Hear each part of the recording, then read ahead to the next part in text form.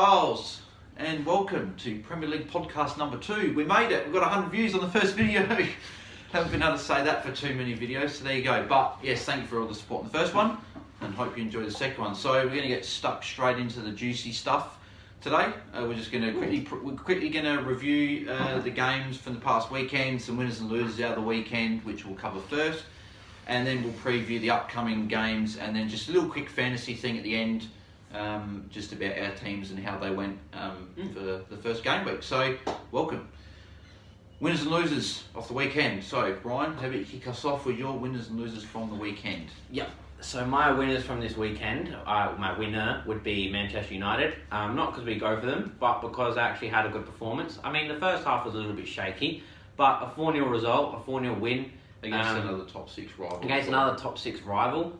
Yes, Chelsea aren't going to be the team that, competing for the top 4, they're not, but still to beat a top 6 rival 4-0. And it's just the way we played. I think, that counter-attacking football, all the signings blended in really well. Wan-Bissaka was really aggressive in the tackle and didn't, no one really got past him. I mean, yes, Emerson had his couple shots, but anyway, Wan-Bissaka looked great. Maguire was a building. Yeah. When Pogba came out and said that he was, they call him the Beast, and that's pretty much kind of sums him up pretty well. Lindelof was great, Shaw was great, De Gea was great. He made that really good save. It just shows you that he's back. He's made 7 saves in total for the game. That's right. The midfield played well. McTominay and Pogba did their thing. A little bit nervous on the ball at the start, but they did pretty well. And the only thing you could probably take away from the win was maybe that. There's still room for improvement. That's why that they are the winners, because not only did they win in a great fashion, but there's so much room to improve. It wasn't a complete performance. It wasn't a Man City or Liverpool performance, but we still did our thing. I was just very happy with that. And who's your loser? I'd probably put them as the winners. Yeah. And the losers, I'd probably put as. There was a few losers. Who would I put as losers? You said to me before that you thought that Watford were a big loser. Yeah, I think they were the big loser because, they're not the best, but losing 3-0 to Brighton, Brighton are not the best team. They're not a good defensive team, but they're a team that you... If Watford, if you're Watford and you're looking at Brighton, you're playing at home, you see them as another team that you're going to be bad, because Watford aren't necessarily going to be battling relegation, I don't think, at this moment in time, but you never know. If they lose another few games, then they might be in a bad position. But losing 3-0 at home to another team that is around sort of your 3 or 4 spots within you want to be getting the 3 points, especially at home as well, because when they go and play Brighton at the Amex Stadium, you'd expect that Brighton would look to get the points. Whereas, a game, if Watford would have played bad against Brighton, you expect it to be like a 1-0 loss. Brighton aren't great in attack. They're a good defensive team that they could keep a clean sheet, but you don't expect to concede 3 against Watford. So that's very worrying for Watford. If they're conceding 3 against Brighton, how many they can concede against City? 6 or 7 at least. Yeah, so not a great start for them. So I would love to say Man United out of my winners, because I was very happy with their performance, as previously mentioned in the Man United Chelsea review. If you haven't checked it out, go check it out. And check out the other podcasts as well. The first one, if you haven't checked it out, don't have to watch all of it, just watch bits and pieces of it, whatever you want to watch. So there you go. But on to my winner. I would say that my winner, on the other flip of that coin, as I just went, was Brighton, because winning 3-0 away to Watford at home, especially against a team that you're going to be, as I said before, you're going to be fighting around to escape, not necessarily for relegation, to escape from the pack of relegation. That 3 points could be very, very handy for Brighton. Sound like Rooney then. Coming to the end of the season. So very good performance by Brighton as well, 3-0, and they've got obviously another chance against West Ham at home, which we'll preview a little bit later on. They were very, very, very good performance. Scored some nice goals. Well, Morpie came off the bench as well and scored off the bench, and it was just an all-round good performance from Brighton. So, and then my loser out of this the weekend, I think Chelsea have got to be the big losers there. I was thinking about doing someone like, who was it? Like West Ham, maybe, conceding 5 to Man City. But Man City, like they're going to put 5-0 past, like, they could put 5-0 past Tottenham this weekend. Yeah. Like Man City, just that team. They could on their day they can beat anyone 6-0. Any team that they could beat Liverpool 4-0 on their day. Yeah. So I'm not going to pick West Ham. So I'd pick Chelsea just because I know Chelsea were a bit like they had a weaker lineup. They didn't have any. Kante was on the bench. Pulisic was on the bench. And they got like Hudson-Odoi for the season out, and same Loftus-Cheek. But you'd expect Chelsea to still be within a couple of. I know they were unlucky in the first half. They hit the post 3 times actually in the first half, and unfortunately they conceded a few goals late. Again, it was the same thing that we said before. Right? When they concede 1 or 2, then they end up conceding 4. It's just Chelsea are very leaky in the defence, and obviously their defence is quite weak. Obviously losing David Luiz as well as a. I think this game was. I was going to say, like, while you were talking about that, the only thing that came to my head, I think this game clearly shows that, like, Zuma played shocking. And same as Christensen. Like, these guys are meant to. They're not the guys that you should be having as your centre punch. No. They should be. One of them should be playing alongside someone more experienced. So maybe they've got to look at maybe. I mean, Rudiger's there, but like Christensen and Rudiger is better. But yeah, like it's just. Do they have Zappacosta anymore? He's a right back anyway. Yeah, but I was thinking. Like, yeah, they do. Yeah. If Zappacosta's on the side, what they might have to do is maybe put Azpilicueta in centre back next to. But he gets bullied against a lot. Yeah, no, but the thing is, they probably need that more experience more than the bullying. So, but yeah, so they might lose out the weekend. So. Yeah, there you have it. That's winners and losers for the week, and we'll move on to the results for the previous weekend. So there's obviously some big results coming out of the weekend. So first of all, you had Liverpool beating Norwich 4-1 on the Friday night game. The early game on the Saturday, Man City won 5-0 away to West Ham. Sheffield United nabbed a goal and drew against Bournemouth away 1-1. Burnley started off the season very well, 3-0 win against Southampton, against a Hasselhut team that looked like they might have been able to steal the points. Palace and Everton drew in a 0-0, pretty dull affair in all honesty. It was obviously a red card to Morgan Schneiderlin. Watford lost 3-0 at home, obviously as we mentioned before, to Brighton.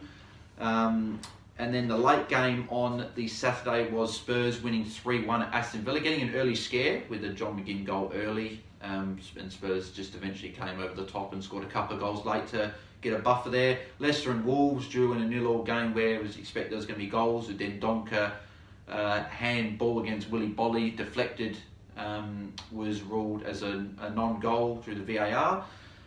Newcastle drew, they lost 1-0 at home to Arsenal, so a little bit of a disappointing start for them, but they certainly take some positives out of only losing 1-0 to Arsenal. And then the final game of the weekend was Man United beating Chelsea and been convincingly 4-0 at home, especially in the second half as well. So they're the results for the week.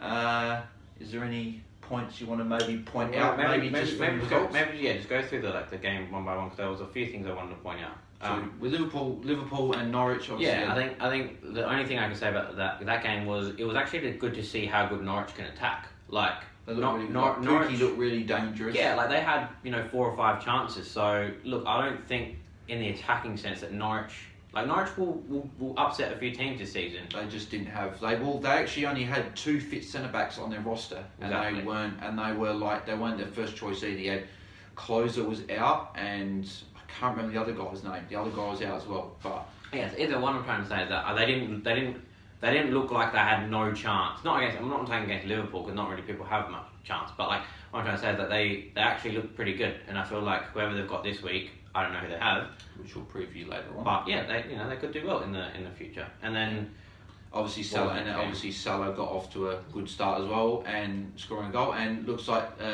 this weekend Trent Alexander-Arnold's going to equal the record of assists in consecutive games in the Premier League. Ozil holds the record with 6. Alexander-Arnold's got 5, surprisingly, as a right back. So you never know, he might be able to break that. But yeah, moving quickly on to West Ham and Man City. Sterling got off to a banging start, scoring a hat-trick. If anyone had him in their fantasy team, kudos to you, kudos to me, because I had him. No kudos to him because he didn't have him. He picked Salah over him, which most people are going to pick Salah anyway. Yeah,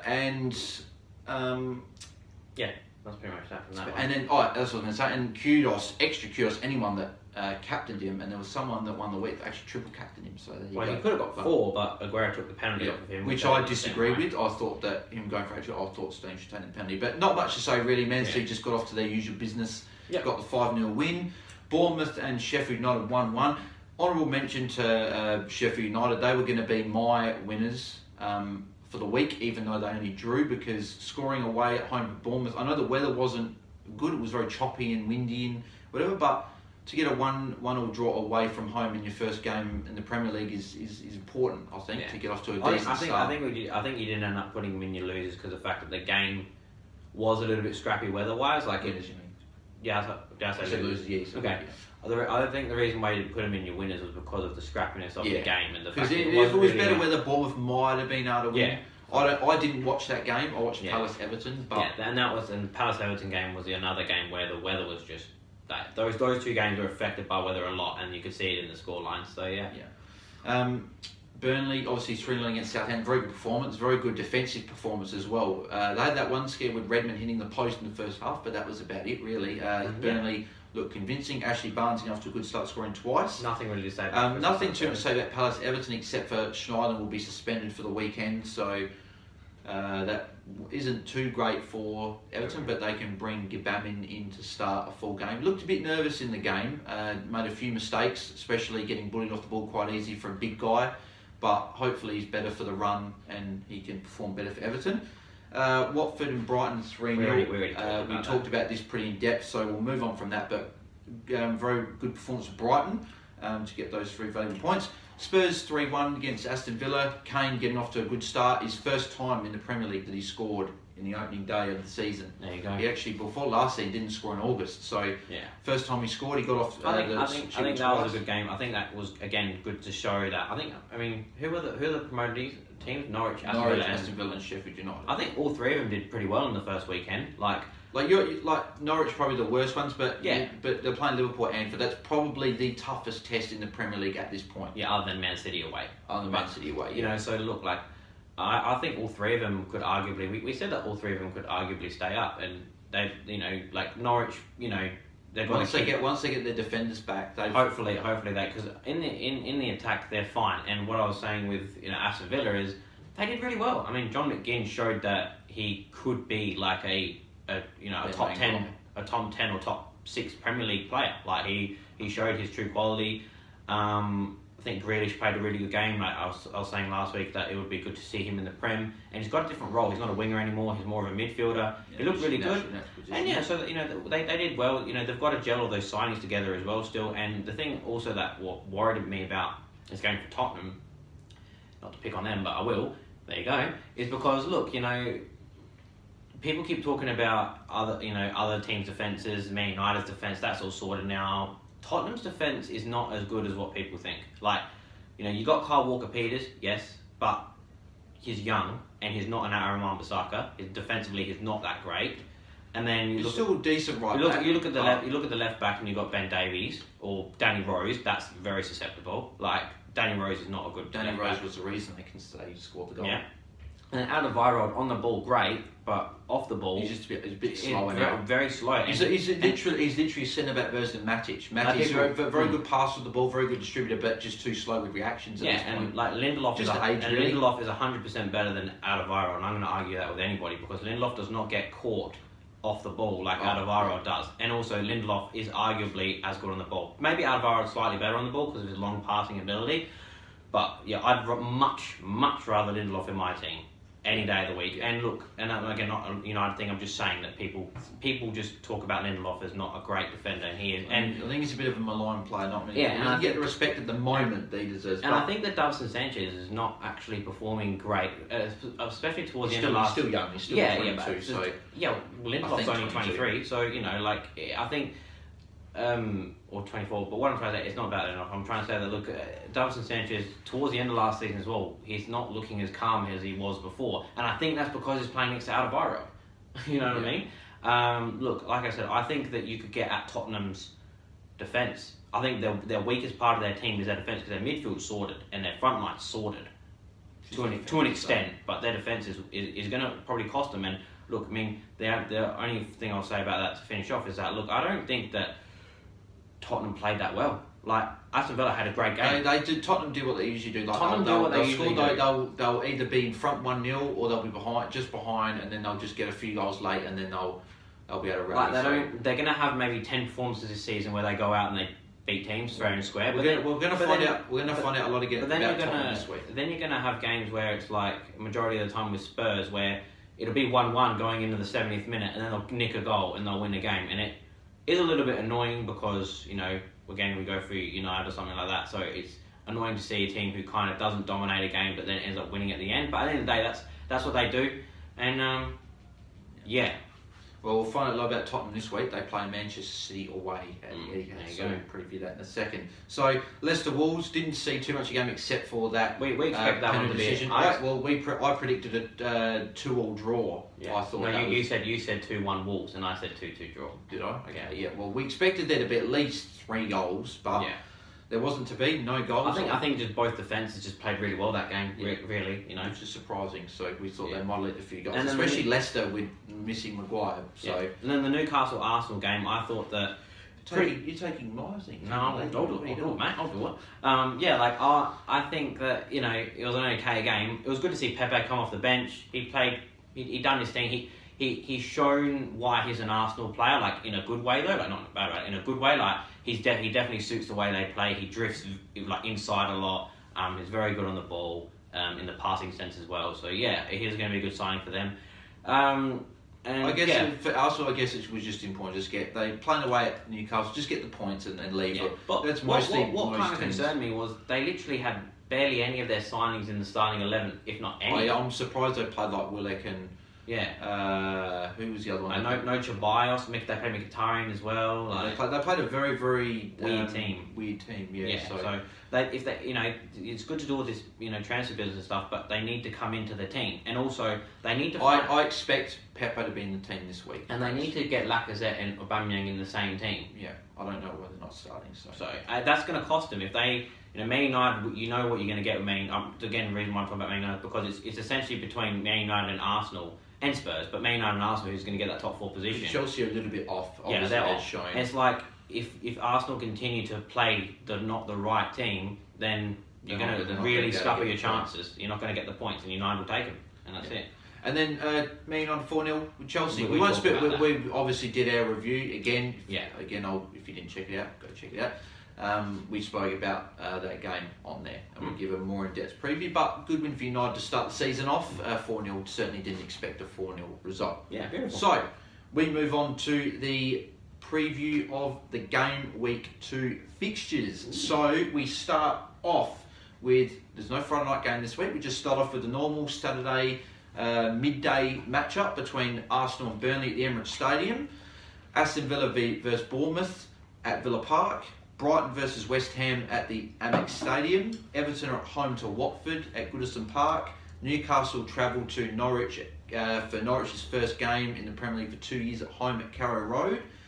Southampton welcome Liverpool to St Mary's Stadium in essentially like they've got to bounce back in a way. Maybe not necessarily win, but they've got to bounce back.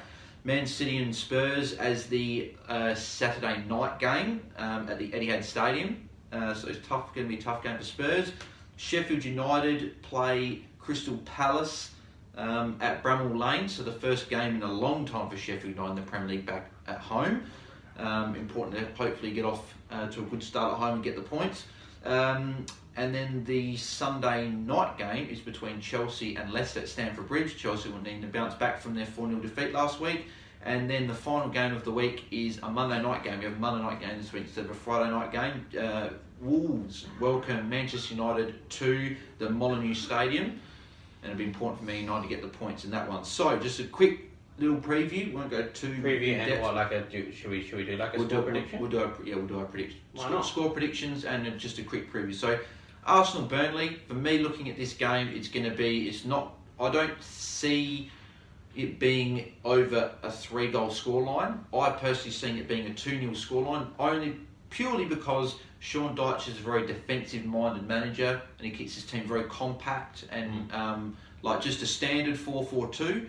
And I think it's going to be difficult for Arsenal to break down Burnley. Obviously, Southampton didn't have any luck last week, and Ralph Hasselhart is known for his attacking football, and they couldn't quite get anything going really last week. So I expect Arsenal to still get at least a 1 or 2-0 win, but I don't really see it being much more than 2-0. So I'm going to go for a 2-0 win.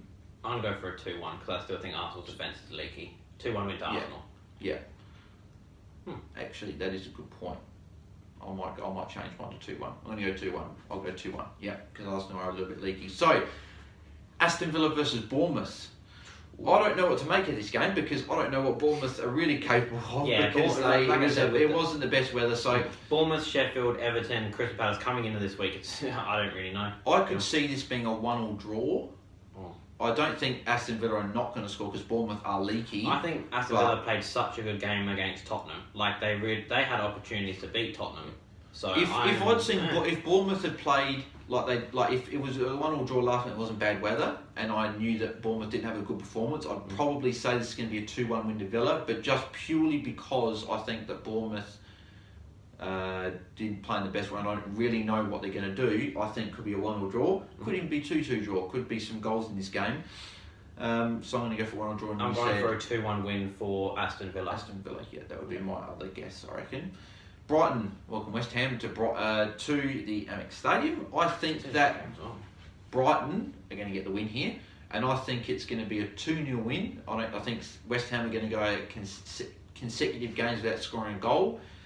I just think Brighton's defence is really good. I think they've got a good experienced pair in Dunk and Duffy, which I mentioned in the last video, as their pillars in the middle. And I think that West Ham are going to find going to struggle to find a way past Matt Ryan, especially away as well. I'm going for a 1-1 draw. 1-1 draw, no worries. Everton play Watford at home at Goodison Park. Everton need to win this game. They can't obviously get off to 1 point out of 2 games or 2 points out of 2 games. They need to be able to win this game if they want to live up to my prediction as challenging one of those top 6 sides to break in, or even as the miracle of breaking the top 4. As I said in my speech last week, I believe Everton are going to win. I think they're going to win quite well. I think they're going to bounce back. I'm going for a 3-0 win. I just don't think if Watford can't score against Brighton at home, I can't see them really scoring against Everton, because I think Everton did look solid enough last week at the back, and I think that just with another game under their belt, I think there wasn't really too many teams last week that looked really good in defence. I think each team had moments where they were shaky, like Man United, their shaky moments. Actually, good point. Yeah. Like obviously, just that first week. You can't tell I'm biased, can you? Yeah. People just you're biased, mate. But just people obviously getting into the swing of things again. It's on his first game, so I think that I'm going for an Everton 3-0 win at home. 2-0. 2-0. No worries. Norwich, Newcastle. It's exciting game. Exciting game for this one. I think I have full faith in Norwich that they're actually going to pinch the win here. Yeah. Norwich, as I said, Norwich looked good in their last game, so I'm going to predict a 1-0. A 2-1 win to Newcastle. I'm going 1-0. 1-0. Southampton, Liverpool. It's interesting to see how Southampton respond, especially being at home and against obviously one of the better teams in the Premier League, one of the top 2, obviously. I think Southampton will score a goal. I think they could nick one, but there's a good chance that Liverpool could keep a clean sheet. So I personally think that maybe Alisson being injured is the reason. They will. I think Liverpool will concede because they conceded a lot of chances against Norwich. Yeah, I think they'll concede. I think I'm going to go for a 3-1 win to Liverpool. They'll just tighten that up anyway. So it's not like just because they didn't have the best defensive performance last week, Liverpool, they're going to do the same thing this week. I've said 3-1. I think it'll be 3-1. Yeah. So there you go. That's a prediction for that one. So we move on to the Saturday night game, Manchester City versus Spurs. As I said before, it's interesting to see how Tottenham respond. How they go against Man City away. Because if they want to be challenging for the top 2, especially, they're going to need to be able to go to Man City and win. There's just no other option really, except for draw. But you're not going to go saying we're going to draw against Man City. We want 1 point. Tottenham want 3 points. There's some teams in the bottom that just think when they go to Liverpool and Man City and even Old Trafford to an extent as well, playing Man United or Chelsea or any of the top 6, the bottom teams just want to escape there with a point. and if they can get all 3 points, then that's a bonus. So Tottenham want to get 3 points, but in saying that, I don't think that they will. I think that Manchester City are going to win, and they're going to win 2-0, I think. I think they'll put a third past. I was thinking 3-0, but I just think maybe 2-0. I think if Tottenham was more solid at the back, you could probably argue that they'll only concede 2, but I think they're actually quite poor at the back. And we'll find that out if it ever isn't. Could be 2 or 3-0, but I'll just stick by my prediction, 2-0 and 3-0. So, there you go. Sheffield United versus Crystal Palace. This is another interesting, intriguing game, this one. Obviously, this is probably a matchup where you're thinking these two teams could quite easily be battling it out for relegation by the end of the season. Maybe Palace keeping Zaha might push them a little bit above these teams and they might be safe, but games like this for Palace are important. They obviously got a point last week against Everton, which I thought they were going to lose that game, but they got a point. Again, the weather affected that game. Sheffield United are going to want to. They're back at home at Bramall Lane, opening home game of the season. They're going to want to get off to a good start, and they're going to want to get their fans excited that they can stay in the Premier League. So, I predict that it's going to be a 1-0 win to Sheffield United. I think they're going to be able to get that goal. I reckon they're going to get just the 1, and I think they're going to edge past Crystal Palace at home. I actually might go a 1-0 win to Crystal Palace. It might be the upset of the week. There you go. A bit of difference of opinion. Hasn't happened all season. What are you doing? There you go. Chelsea and Leicester as the Sunday night game. Chelsea, it's literally as simple as Chelsea need to respond. Simple as that. Leicester and Wolves obviously drew 0-0. It was just they both played very well defensively, so they don't really have anything to come out and prove, because Leicester have proved that they're a very, very good attacking team under Brendan Rodgers. So whereas Chelsea losing 4-0 at home, Lampard's opening game, I know he said they're unlucky, and you could argue that they could have scored 2 or 3 against United, but at the end of the day they didn't, and Man United converted their chances. I think Chelsea had 7 shots on target, and De Gea saved all of them. Man United had 5, and they scored 4. So Chelsea got a lot of areas to fix up. Obviously, Kante will come back in the team this week. More than likely, they've got Liverpool midweek in the Super Cup or something. I think that's going to hurt them too. So that's going to hurt them as well. I think that game, to be honest, I don't know if they're going to play full strength sides. I think both teams are probably not. Why wouldn't Leicester play full strength side? No, not Leicester. The Liverpool, Liverpool, Chelsea. I think it's just going to be, they're not going to play full strength, but I don't know. I'm not full in depth with those. But as I said, Chelsea need to respond. I think Pulisic's also going to come in the team. I'm not sure if they will, to be honest. Leicester are a very, very good attacking team, and I think Leicester beat them last season at away. So I'm actually going to go for a 2-1 win to Leicester. I'm going for a 1-0 win to Leicester.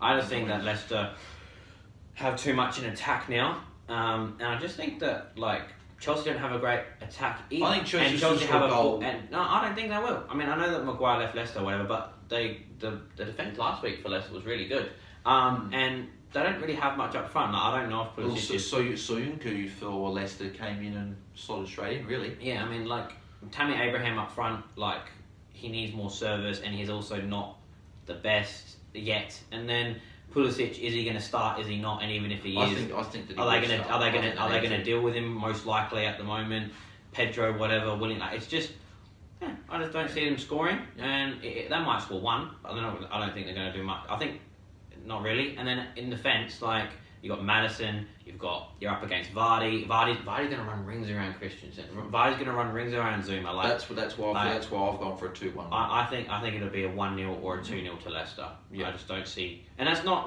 Chelsea's going to lose every game. They've versed a couple hard, Man United and Leicester in your first 2 games. They're going to be both in the top 10. So yeah. And Leicester could be quite easy challenging for that 7th or even 6th spot. They could get 6th, yeah. So final game of the weekend is on the Monday night. Wolves versus Manchester United. Big game for Man United, I'll tell you that. If there's any ambitions of challenging for because obviously the players are going to think we'll take it one game at a time, but in the back of their minds they're going to be you know what, if we can win the majority of our first 15, 20 games and maybe only lose 10 points at the most, they could be thinking they could challenge Man City and Liverpool. I think they're still a little bit off the pace, but that certainly gives me confidence as a United supporter, that they can challenge for the top 4 at the minimum. But yeah, I think they're still a little bit off of the Tottenham and even Tottenham. I think they're made a little bit off. I think they're defensively more sound than what Tottenham are, but Tottenham have a better midfield. Tottenham have got a better midfield. And you could argue they'd have maybe just as good of an attack. I like Man United's attack better, but you could just say in terms of statistics and whatever, and like Son, Lucas, and proven. Son, Lucas, and Kane.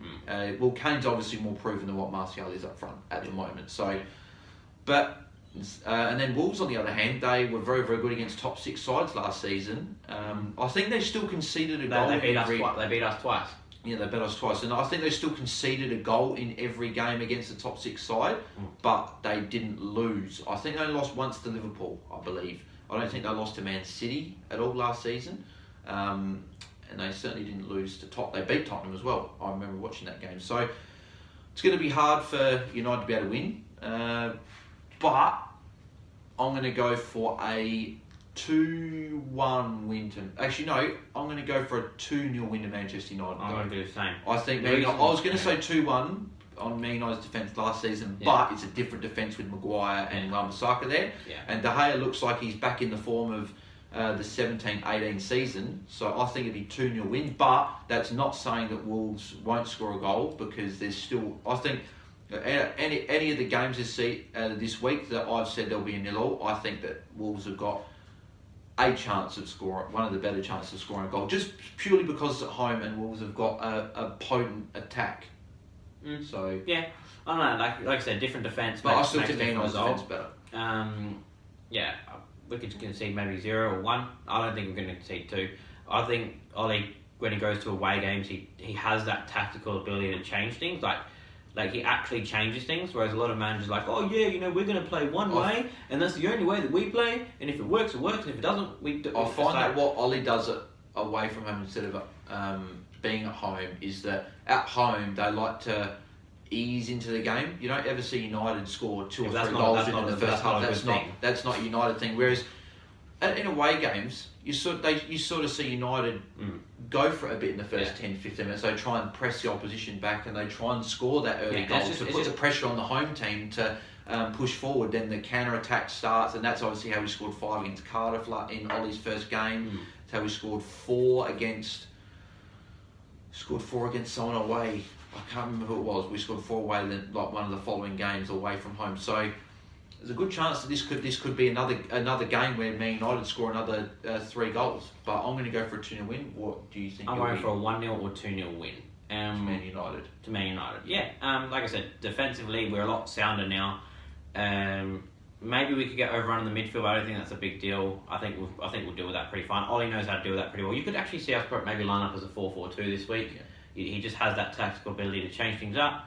And in the attack, I think we'll score goals. I think it's one of those things where we might not have the players per se where it's just like, yeah, okay, we're definitely going to score. But it's that roll-on effect. Like you have Martial gets a chance, Rashford gets a chance, Lingard then gets a chance, then Pogba starts getting into it. Then all of a sudden McTominay gets a chance. Then all of a sudden maybe whoever's playing on the right slips. It's kind of that with Man United. It's kind of that roll-on effect of it's not guaranteed who's going to with Tottenham. It's like Kane. It's going to come from Kane. Or Son. It's just I think Wolves will eventually. I think what I'm trying to say is I think Wolves will eventually crack. That's what I'm saying. Yeah. So there you go. That's the preview of this upcoming week. So we're going to a quick Bales fantasy take. So this is my time to shine. So get out the camera right now. So we've got fantasy team. So truly Bales FC. Got off to a decent start, if I don't say so myself. Scored 90 big ones, 90 points. Ranked 296,000 or somewhere around that, about 296,431 to be exact. There is 5.965. So 6 million players. 451 million. So essentially 6 million players. There's a lot of people. So I'm in the top sort of few percent, which is pretty good. So not a bad start. Scored 90 points. As I said, Nick Pope, clean sheet and some bonus points and some saves. So there you go. That's 8 points. Walker Peters Didn't quite keep the clean sheet I was hoping for, but he had a chance to score a goal, but he didn't quite score it. It was over the bar. I know. I'm a little bit worried about Walker Peters because if they play Man City this week, so he's going to obviously go on my bench or possibly be traded out. Lucas Digne obviously kept clean sheet with 6 points. Had a lot of chances to assist goals. Got forward as I expected, so 6 points is very good. Alexander Arnold with his assist. Unfortunately, keep clean sheet as well, but the 5 points for him. Wan-Bissaka with a clean sheet and a couple of bonus points. Very, very happy with him. Not many people talked about him, funny enough, in pre-season. A lot of people were talking about the Robertsons, TAAs, your Van Dijks and your Deans and people, and like even your Kyle Walkers and stuff. Playing Dignes, whatever. But yeah, so Wan-Bissaka, very good start. Richarlison, 3 points. He had a very, very good chance to score and it just went wide. So unfortunate for him and for my team, because that would have been really good because not many people own Richarlison. Salah as captain, got off to a good start, scored a goal, obviously got the got 2 bonus points. Van Dijk got maximum bonus points in that game, so 12 for him. Martial, very, very happy with him. Obviously he scored that 1 goal, and he's not owned by a lot of people. He wasn't anyway. Now he's starting to pick up a bit of ownership, but 7 points. Sterling with his hat trick. I didn't vice captain, which is a little bit annoying. Would have loved to have him captain, or Salah to have been maybe like a laid out or something. And Sterling scored the hat trick. Yeah, that's captain. But 20 points, very, very happy with that. Josh King with 2 points, and Wilson with an assist and 5 points. And then I had Matt Ryan on my bench as a notable one that scored 9 points. And at the moment, no trades for me this week. I will be keeping the same sort of team, but I think I'll be starting Rico against Aston Villa over Walker Peters against City, because I see Bournemouth having more of a chance of keeping clean sheet than obviously Tottenham against Man City. And before I mention my captain, do you want to do a quick mention about how you went? Yeah, so very similar. Wan-Bissaka, Robertson, Alexander-Arnold. Robertson, Alexander-Arnold, same kind of price. Robertson will do things some games. Alexander-Arnold will do some things some games. It's interesting to see how many goals Van Dijk scores. Because if he only like, as amazing he is in the air, he only scored like 4 last season. But if he gets another one, it might be like, okay, well, might have to. Yeah. Wan-Bissaka was a good mention. He did a lot of tackling as well, so I could see him getting an assist. I also thought that Digne was very good for Everton. So yeah, that's the defenders you're kind of looking at. I think going into midfield, I'm very happy with Martial. Obviously got the number 9 back at United, playing up front like he is playing up front for sure. Salah very good. Maddison was unlucky in his game against Wolves. He had lots of he set up a lot of players for assists. They just didn't put the ball in the net. So he could have easily got 2 or 3 assists in that game. So that was unlucky for him. Richarlison, yeah, I want to see something more from him this week. I think Wilson was okay. I've got Rashford, so I was very happy with that. I wish I could have had Rashford on if not. I had Rashford and you had Sterling, so it's not really like the biggest thing. And then I had Diego Jota, who was kind of Sterling scored more. With Jota, yes, he did. With Jota, I was a little bit disappointed because I was watching that game and he had many opportunities, but two golden chances. He fluffed his lines, and one he essentially stopped and walked, and then he fell over, and then the other one he just completely fluffed his lines. Yeah, so at least the good thing for you is he's shown that he can get in those positions. Well, he's shown that he can get in the positions, but if he can't finish, well, then I might have to get rid of him. But like I said, at this point, I'm not really looking at making any saves this week. Just honourable mentions for what did I say? Save. Oh, there you go. Yeah, that was the reason why I did say saves, because I was just thinking about some players who could be interesting. Obviously, I've got 3 United players already, so one of them would have to go. But David De Gea looks like a good shout now, especially with Man United having a very good defence now, and also the fact that anything that does get through to De Gea will get saved, because. Like that's a lot of people say, Man United, David De Gea saves a lot of shots, and a lot of them are true. We're just like, wow, another keeper wouldn't save that. But then also, a lot of them, normal keeper would save. Like the shots that we do give away, like they're shots where it's like, okay, Lindelof's kind of covered the corner, so the ball's just going to go straight to De Gea if this goes through. So De Gea might get 5 saves a game. Yeah. He could, because that's the only kind of shots that United give away per se. In midfield, I don't really know if there's anyone really to mention other than obviously Sterling was someone that I really want to try and get in my team. And then up front, for me, a player that I'd like to get in my team would be someone like a Harry Kane or an Aubameyang. Unfortunately, it's going to be very hard for people to afford Kane, Salah, and Sterling. Obviously, but yeah, maybe try and find a way. It's funny because you want Rashford, and then you want Martial. That's right. So one can dream. That's what's important. That's what's funny about fantasy. So yeah, the only other things I would say is that some players who did well in fantasy this week, who I don't know if they will do well next week, but Mahrez obviously got his 2 assists with Sterling. That was a good performance by him. Could start. I think he the Mahrez thing is like he's going to come off the bench pretty much every week, so it's not really like a thing that I would put into my team. Obviously, as well, Barnes got 2 goals. That's something to keep an eye on. Billy Sharp, like Bailey said last week, he scored his goal. Pookie did well for Norwich. I actually went through the majority of my fantasy picks last week, and the majority of them scored or kept a clean sheet and scored high. Especially Nick Pope and Matt Ryan were my 2 picks. So I think looking at your team, I think the only player that was disappointing was Josh King. But again, it was a game where it'll be interesting to see how they go this week. And that's why I'm not getting rid of Callum Wilson. I mean, he got an assist anyway, but I did obviously change. I obviously got rid of Moise King for Wilson. So maybe having 2 up front for Bournemouth is dangerous, especially considering that they do have a tough game next week. And another player to mention maybe is Ricardo Pereira in defence. He got an assist for Leicester. Bournemouth play Man City at the Vitality next week, so it's going to be obviously tough. So I might have to look at changing that. Yeah, so you can clearly see the players that you want to try and work towards, and it's going to be interesting and long. The thing is, well, with De Gea, for example, like the other player like Sterling's a lot of money, Kane's a lot of money, Aubameyang's a lot of money. De Gea's only 1 million more than what Ryan and Heaton are. So if you wanted to get him in, that's not a big sacrifice. $1 million in fantasy is a lot of money at this point, because obviously but for example, I've got Valerie. I could easily swap Valerie out, get a £4 million defender, and then bring in De Gea. You know what I mean? It's you can make those sacrifices. I'm more willing to make the sacrifices. Barles is more like I want to work up to things. So there you go. People don't want to hear about your sacrifices, mate. There you go, mate. So my fantasy captain, and the fantasy captain that you should be looking at this week is Mohamed Salah. Thiago Jota. Mohamed Salah. What? What are you doing, Jota? He's playing Man United. He's not going. We don't want him to score any goals. So I think Salah's the guy you got to go for. Sterling and Salah are going to be those 2 guys that you try and go for, but Salah playing Southampton away, he's got more of a chance than Sterling. But Sterling playing Tottenham, he could score. So both guys, but I see Salah could go big. Who's Liverpool playing again? Liverpool got Southampton away.